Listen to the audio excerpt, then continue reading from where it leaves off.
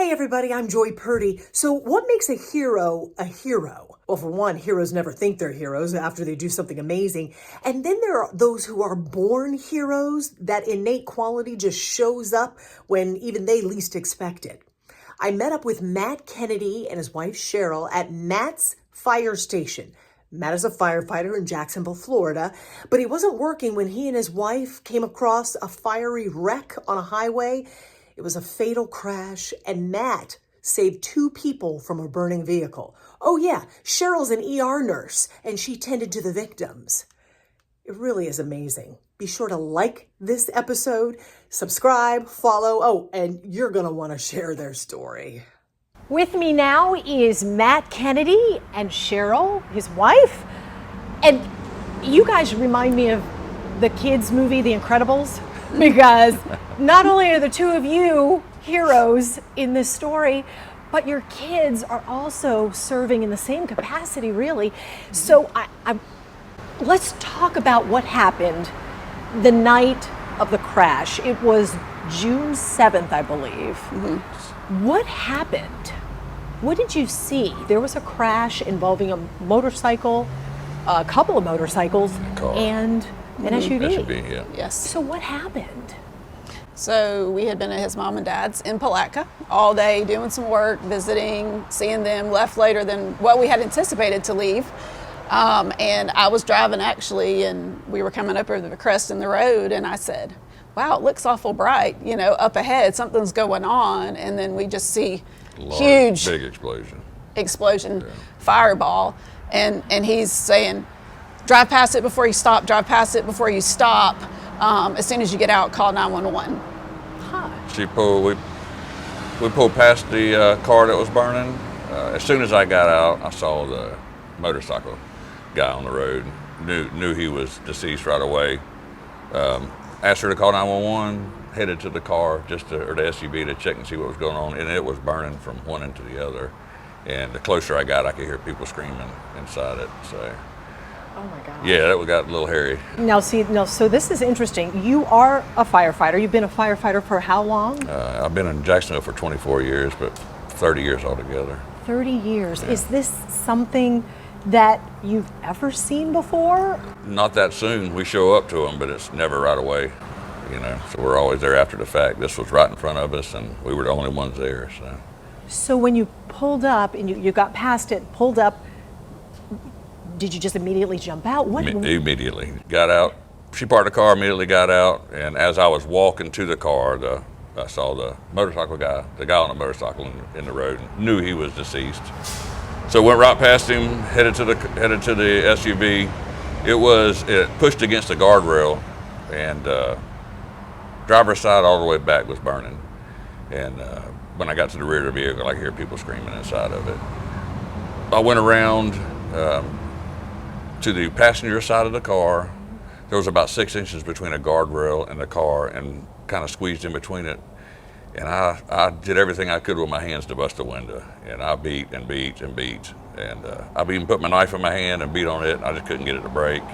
Actually, I think I spent too much time. I had made my mind up. So they're gonna burn up if I don't get them out of here. So I hollered at her to throw me my pistol. She threw me my pistol, and the first shot was tough. I could hear them screaming in the front, but I couldn't see in the vehicle, so I wasn't sure where people were. I sent around through the back glass, back right corner, and I aimed it down, hoping that it wouldn't hit anybody. Back glass shattered, smoke rolled out, and a big old dog was looking at us.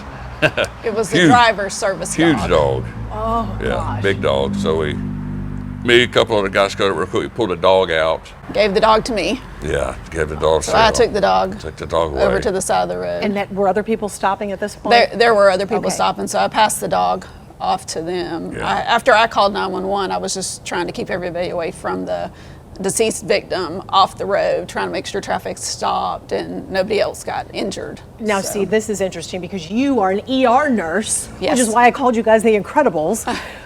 So your ER nurse brain kicks in, It does. I would imagine. And It what was does. it like you seeing all of this happen? I was just trying to keep an eye on him and make sure, the car's burning. I didn't want anything to happen to him. I stayed far enough away. If something happened, I would be able to get them away from the car. Trying to keep other people away from the motorcycle driver who was a fatality. Trying to make sure 911 knew where we were. We were in the middle of a dark road. Luckily, we were right at the Putnam-Clay County line, so it was easy for us to kind of give them a sense of where we were, and just waiting for him to get them out so I could take them from him and provide whatever aid that they needed. So. And it wasn't like you had your gear with you. No. You didn't have time. Oh no, we were in shorts and t-shirts. I had shorts on, and I never wear shorts. And yeah, I didn't like that at all. The fire was coming underneath it burned all the hair off, singed all the hair off my legs while I was working on the windows. So yeah, I don't never wear shorts, but I had them on that night. So you got the dog out. So we got a dog. And then what? We got the dog out. I hollered at the guy. I said, "Hey, let's come to me." And I could see he made it over the front seat into the back seat. But the hatchback between the seat and the ceiling was only about this tall. He couldn't get through it. He was able to unlock the back door, and he opened it, but it only opened about 6 inches. The guardrail, it pushed it against the guardrail. Oh. So when I went from the back of the vehicle to the back door, his head was sticking out. So he could breathe, and he was just screaming. He couldn't get out. So I shoved his head down, and I sent around through the window, the back window of the door, and I pushed him back in. I know he didn't like that, and I shut the door, and then I pulled him out of the window.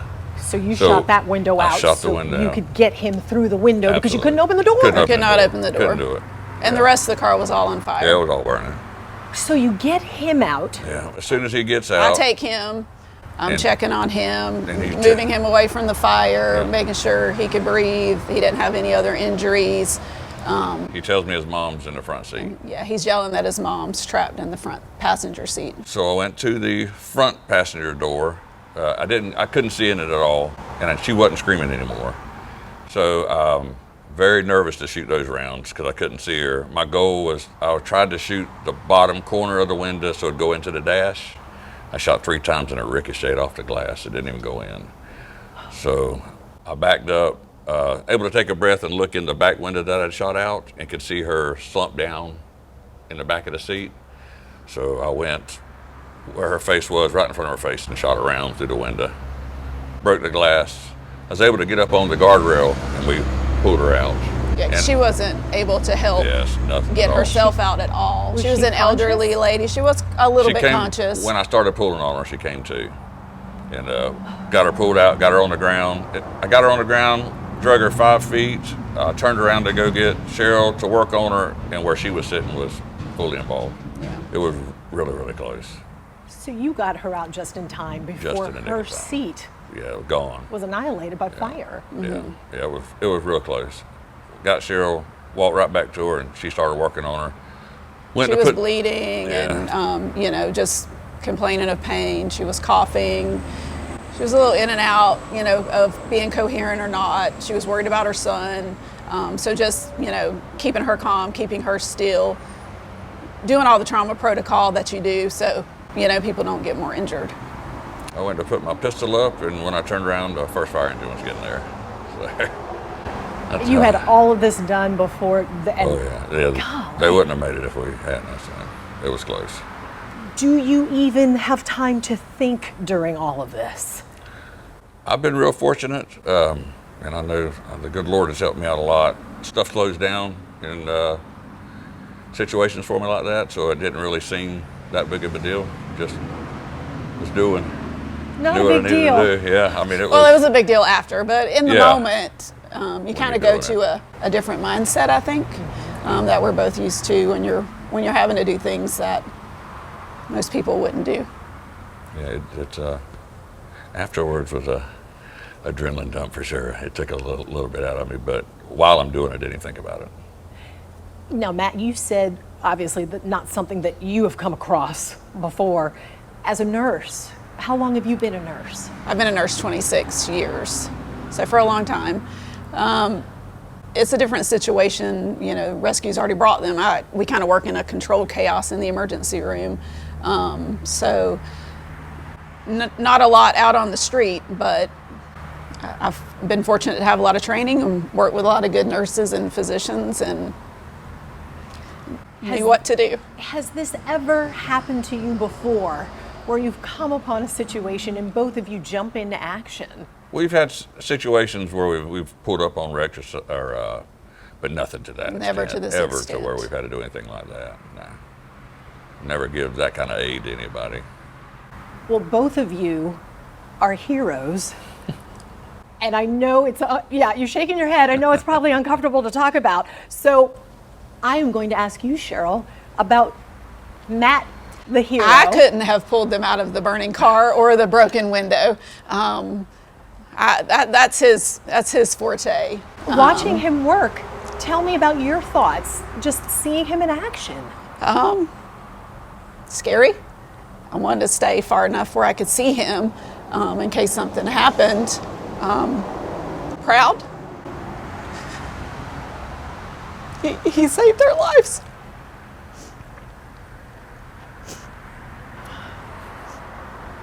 Hey, Matt. Sorry. No, that's okay. She was right there by your side, Oh, yeah, and she absolutely. jumped in too. Tell me what you think about your wife.